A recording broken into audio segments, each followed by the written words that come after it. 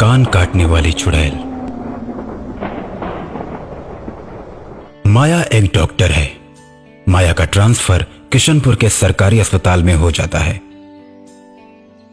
शाम के वक्त जब माया गांव में आती है तो देखती है कि गांव के लोग अपने कानों को ढके हुए हैं। कुछ लोग कपड़े से अपने कान को ढके हुए हैं और कुछ लोग हाथों से।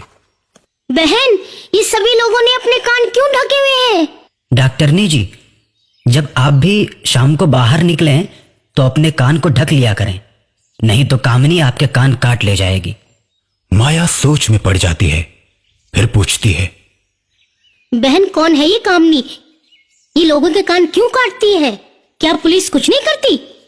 इस औरत के खिलाफ आपको रिपोर्ट करानी चाहिए। आप लोग अब तक चुप क्यों हैं? बताइए। डॉक्टर माया कामिनी के साथ साथ गांव के लोगों को भी भला बुरा कहती है कि वो इस औरत की हरकतों के खिलाफ आवाज ही नहीं उठाते। लेकिन माया को क्या पता कि कामिनी की सच्चाई तो कुछ और ही है। डॉक्टरनी जी, कामिनी कोई औरत नहीं, एक चुड़ैल है, और चुड़ैल पर हमारा कोई बस नहीं चलता। इसलिए कहती हूँ कि आप भी अपने कान को ढक लिया कीजिए। क्या बकवास है ये? गांव वाले आज भी भूत प्रेत और चुड़ैल को मानते? भूत प्रेत चुड़ैल कुछ नहीं होता, सब वहम है। आप भी इस वहम से बाहर निकलिए। डॉक्टरनी जी, बस इतना कहूंगी कि बच के रहिएगा और शाम को अपने कान ढक के निकलिएगा, कहीं चुड़ैल आपके कान न काट ले। औरत के चले जाने के बाद माया उस पर खूब हंसती है। कैसे कैसे लोग हैं, चुड़ैल वो भी शाम के वक्त कान काटने वाली। आज शाम को मैं गांव में निकलती हूँ और देखती हूँ कौन सी चुड़ैल है जो कान काटती है। डॉक्टर माया शाम होने के बाद गांव में निकलती है। सड़क पर कोई भी उसे नजर नहीं आता। इस गांव में शाम के वक्त बहुत कम ही लोग बाहर निकलते हैं। जब बहुत जरूरी हो तभी, नहीं तो घर में रहते हैं। माया आगे बढ़ती जाती है लेकिन कोई भी चुड़ैल उसे नजर नहीं आती। यहाँ तो कोई चुड़ैल नहीं। गांव वालों के दिमाग में किसी ने झूठ मूठ में भ्रम फैला दिया। माया इतना सोच रही होती है कि तभी उसे लगता है कि कोई उसके पीछे खड़ा है। वो एक झटके में पीछे मुड़ जाती है और पीछे मुड़ते ही माया के पैरों के नीचे से जमीन खिसक जाती है। उसके सामने वही कान काटने वाली भयानक चुड़ैल खड़ी रहती है। चुड़ैल के गले में कटे हुए कान लटके रहते हैं। चुड़ैल गुस्से में माया से बोलती है, तू तो बहुत बोल रही थी, मुझे पुलिस से पकड़वाने की बात कर रही थी। लेकिन तुझे नहीं पता कि कोई मेरा कुछ नहीं बिगाड़ सकता।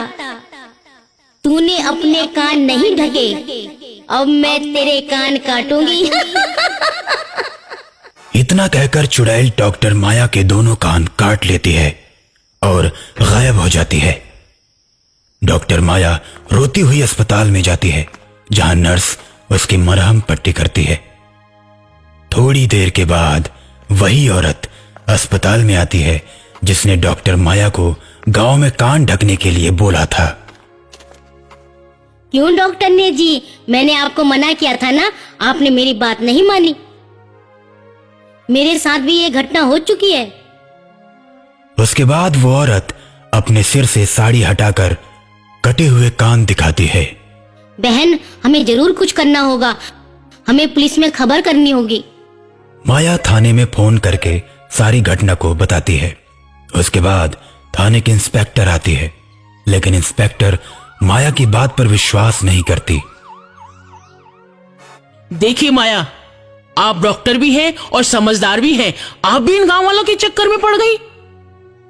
ये भूत प्रेत कुछ नहीं होता, आपके कान किसी नकाब वाली औरत ने काटे हैं।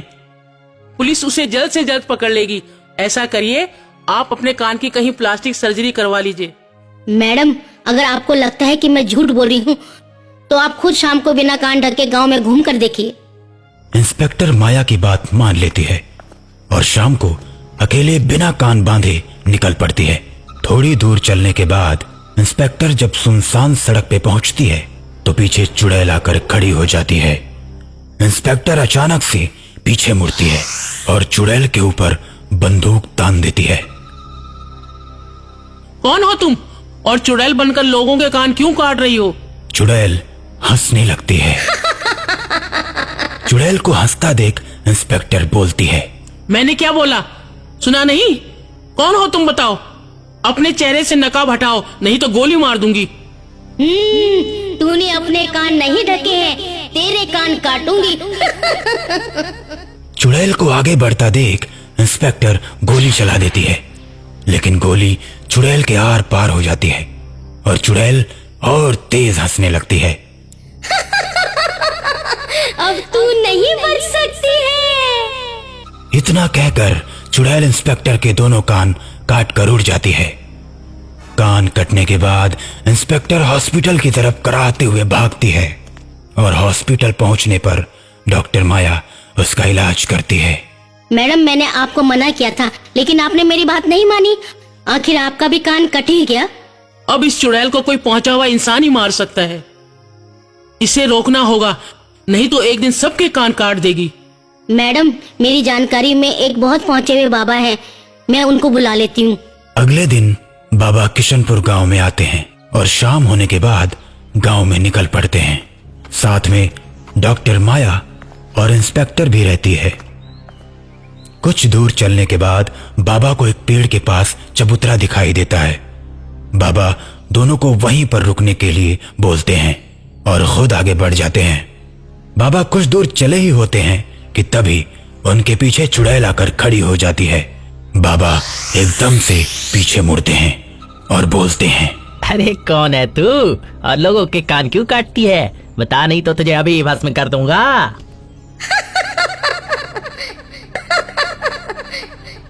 तू मुझसे पूछता है मैं कौन हूँ? अब मैं तेरे कान भी काटूंगी बाबा। इतना कहकर कामिनी चुड़ैल बाबा के कान काटने के लिए आगे बढ़ती है, लेकिन बाबा कमंडल का जल फेंककर उसे बांध देते हैं। बाबा छोड़ दे मुझे, जाने दे, आजाद कर दे मुझे। अरे छोड़ दूंगा तुझे जाने दूंगा, लेकिन उससे पहले जिसके जिसके कान तूने काटे हैं वो कान लौटा दे। ठीक है, मैं सबके कान वापस लगा देती हूँ। और गांव में जिन जिन लोगों के कान कट चुके थे उन सबके कान वापस आ जाते हैं। उसके बाद बाबा कामिनी चुड़ैल को आजाद कर देते हैं। चुड़ैल किशनपुर गांव छोड़कर हमेशा हमेशा के लिए चली जाती है।